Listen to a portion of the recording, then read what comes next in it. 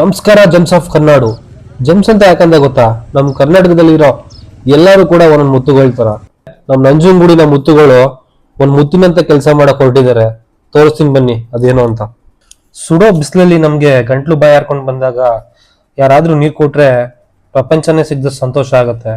ಅದೇ ರೀತಿ ನಮ್ ಜೊತೆ ಜೀವಿಸ್ತಾ ಇರೋ ಮೂಕ ಪ್ರಾಣಿಗಳಿಗೆ ಅಂಡ್ ಪ್ರಾಣಿ ಪಕ್ಷಿಗಳಿಗೆ ದಾಹ ಆದ್ರೆ ಅವುಗಳು ಏನ್ ಮಾಡ್ಬೇಕಂತ ನಾವು ಒಂದ್ಸಲ ಆದ್ರೂ ಯೋಚನೆ ಮಾಡ್ಬೇಕಲ್ವಾ. ನಮ್ ನಂಜನಗೂಡ್ ಚಿಕ್ಕ ಚಿಕ್ಕ ಮಕ್ಕಳು ಸೇರ್ಕೊಂಡು ಟುಡೇ ಪ್ರಾಣಿ ಪಕ್ಷಿಗಳಿಗೆ ನೀರ್ ಕುಡಿಯಕ್ಕೆ ಯೂಸ್ ಆಗ್ಲಿ ಅಂತ ಟೆಂಪಲ್ ಸುತ್ತಮುತ್ತ ಇರೋ ಮರಗಳಿಗೆ ಬಾಟಲ್ ಕಟ್ ಮಾಡಿ ಅದಕ್ಕೆ ನೀರ್ ಹಾಕಿ ಒಂದ್ ಅಳಿಲ್ ಸೇವೆ ಮಾಡ್ತಾ ಇದಾರೆ. ಡೈಲಿ ಮಾರ್ನಿಂಗ್ ತುಂಬಾ ಜನ ಟೆಂಪಲ್ ಸೈಡ್ ವಾಕಿಂಗ್ ಹೋಗ್ತೀರಾ. ಏನಾದ್ರೂ ಬಾಟಲ್ಸ್ ಖಾಲಿ ಆಗಿದ್ರೆ ನಿಮ್ ಗಮನಕ್ಕೆ ಬಂದ್ರೆ ಸ್ವಲ್ಪ ನೀರ್ ಹಾಕಿ. ಇದ್ರ ಬಗ್ಗೆ ನಾನೇನ್ ಜಾಸ್ತಿ ಮಾತಾಡಕ್ ಹೋಗಲ್ಲ, ನಮ್ ಡಿ ಬಾಸ್ ಮಾತಾಡಿದಾರೆ, ಬನ್ನಿ ಕೇಳೋಣ. ಮನೆ ಮುಂದೆ ಮನೆ ಮೇಲೆ ದಯಮಾಡಿ ನೀರಿಡಿ. ಯಾಕಂದ್ರೆ ಪ್ರಾಣಿ ಪಕ್ಷಿಗಳು ಈಗಲೇ ಆಕ್ಚುಲಿ ನೀರಿಲ್ಲ. ನಾವಾದ್ರೂ ಸ್ವಲ್ಪ ನೀರು ಕುಡಿ ಅಂತ ಕೇಳ್ಕೋಬಹುದು. ಪಾಪ ಕೇಳ್ಕೊಳ್ಳೋ ದಯಮಾಡಿ ಇದೊಂದು ಮಾಡಿ.